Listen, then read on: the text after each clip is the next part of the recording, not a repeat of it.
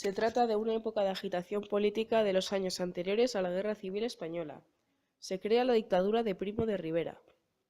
En 1929 se crean las revueltas estudiantiles y se cierran las universidades de Madrid y Barcelona. En 1931 se proclama la Segunda República, se queman los conventos en Madrid y se disuelve la Compañía de Jesús. Tras el triunfo de la derecha en las elecciones del 33, triunfa el Frente Popular en las elecciones del 36 y escala la conflictividad social y se inicia la Guerra Civil.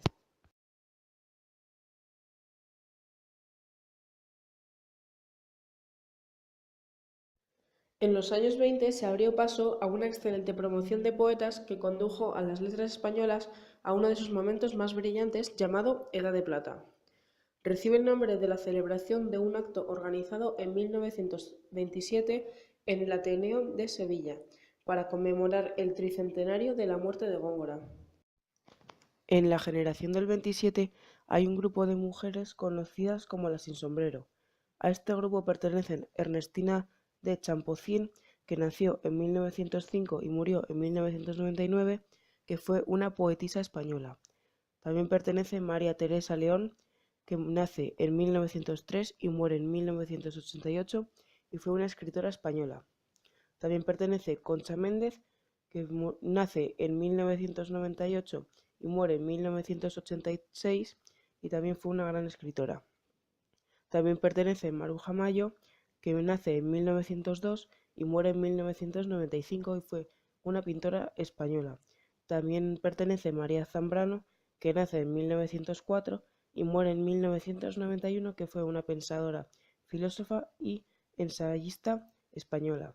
También pertenece a este grupo Rosa Chacel, que nace en 1898 y muere en 1994 y fue una gran escritora española.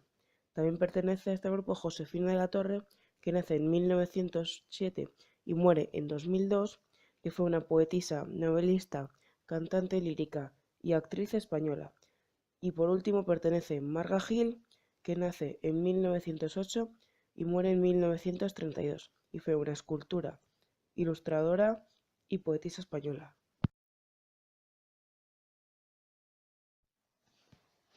La juventud de los poetas del 27 transcurre en los años 20 y coincide con el esplendor de las vanguardias.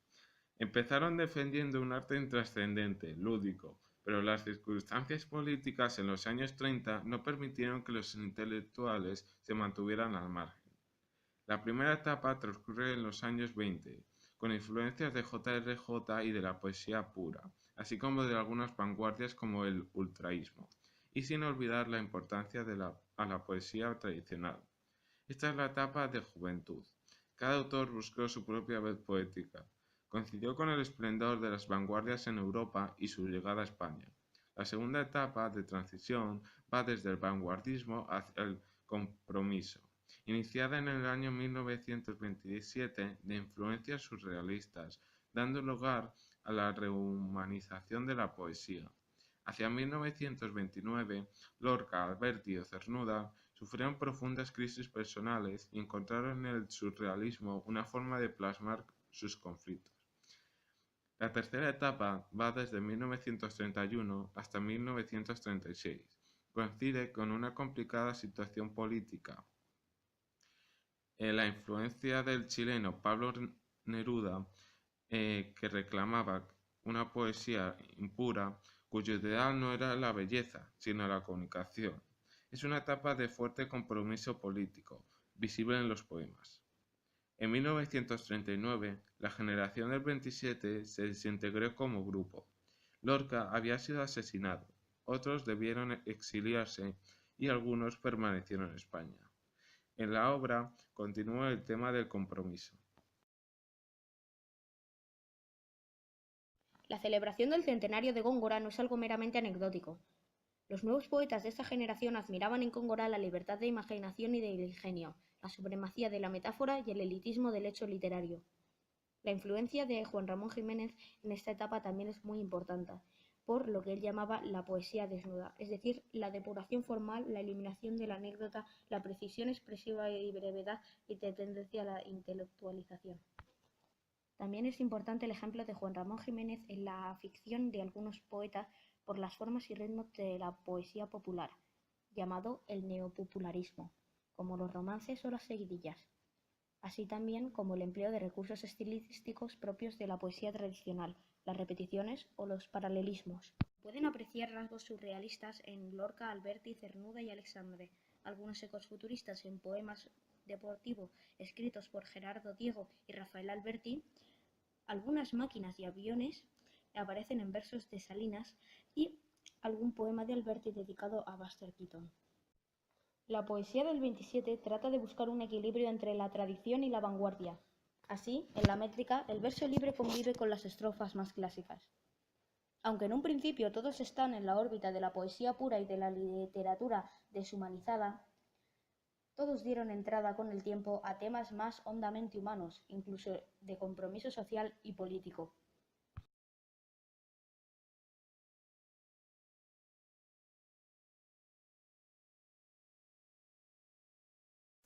En Pedro Salinas, su creación, sus ensayos y crítica literaria hispánica se unen a su docencia en las universidades de Murcia, Sevilla y después en el exilio tras la Guerra Civil en Cambridge, Boston y Puerto Rico. El amor es la razón de una poderosa fuerza de afirmación y júbilo de la poesía. Es el encuentro con el ser amado que arrastra a momentos intensos de unión, o la espera esperanzada de la llamada de voz amada, o el amor yéndose hacia el recuerdo, la soledad en el vaivén de los días. En un poema, el poeta busca el recuerdo menudo y ve que lo lleva el viento, como la arena de la playa, y sale a buscarlo porque toda poesía es incomparable, única como el rayo o el grano de arena. Es el poeta del amor en la generación del 27, y amar es vivir, o vivir es amar. En el cielo gris, la copla triste de Sevilla se afina. En agua sin sol, sombra de naranjos, entierran azahares. Arriba, en las altas miras, esperan las niñas los barcos de oro. Abajo, aguarda a los mozos que se abran cancelas a patios sin fondo. Sin rubor se quedan, pálidas las torres. Desde las orillas, las desesperadas luces suicidas al río se lanzan. Cadáveres lentos, rosa, verde, azul, azul, verde, rosa, se los lleva el agua. Al cumplir 90 años, recibió el homenaje de la ciudad de Málaga, donde se instaló al volver a España, en una casa con ventanales al mar, a su regreso de un largo exilio en Estados Unidos de América e Italia. Miembro activo de los escritores del 27, fue catedrático de la Universidad de Murcia y de Sevilla. Es un poeta que llevó el idioma a una singular elaboración y a la plenitud en cántico, donde se condensa el gozo y la alegría vital de alabanza al mundo que le rodea. A este ciclo luminoso contrapone clamor, entretejido en la historia, con el desgarro de la guerra, la persecución, el dolor de los hombres, el tiempo y su devenir. Varios poemas deslizan ironía, una dosis de humor como el poema narrativo. Cabe agregar que Guillén recibió un premio Cervantes de las Letras Españolas en 1973.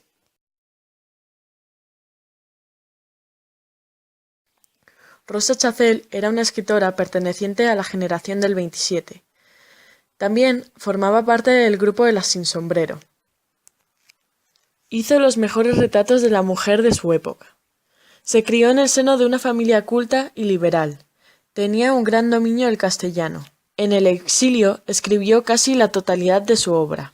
Recibió varios premios, como el Premio Nacional de las Letras Españolas, y más tarde murió en Madrid por culpa de una enfermedad respiratoria. Cuando la mar esté bajo tu almohada, alegría de turbas infantiles, triunfo de los egregios, varoniles, pámpanos de que estremece la alborada, frutos de la náyade dorada, que llamea en los inclitos candiles, y en sus perlas de amor claros abriles hervirán al compás de tu mirada. ¿Qué ventura te aguarda en el impacto si alcanzar logras la divina orquesta? Tu frente surtirá con el contacto de la escondida nuez templada y presta, que a trompa irada vibra en el acto. La vida es gracia y el reír no cuesta. Su infancia transcurrió en Málaga, entre el mar, las flores tropicales, los jardines, con las palmas abriéndose entre mar y cielo. En sus primeras obras, las imágenes de la naturaleza, minerales y telúricas son grandiosas, visionarias. Sus escritos posteriores tienen un hondo humanismo de serenidad y vida. Después de la guerra civil y en su exilio interior, acentuado por su frágil salud, prosigue con su extensa obra poética. Aleixandre, poeta del 27, es un puente entre su época y los autores de generaciones posteriores. Su casa en Madrid se convirtió en lugar de cobijo y cita de poetas y de la poesía. Cabe añadir que recibió el Premio Nacional de Poesía en 1963 y el Premio Nobel de Literatura en 1987. Alguien te pregunta, ¿lo estoy escuchando? ¿Qué Navidad amas? Aves grandes vuelan, con picos oscuros con alas nevadas. Navidad querida junto a la ribera de mi mar de Málaga. Niño, sol y conchas, y un girar de espumas en la arena plácida. La verdad vivía, nadie diga nunca, la verdad se engaña.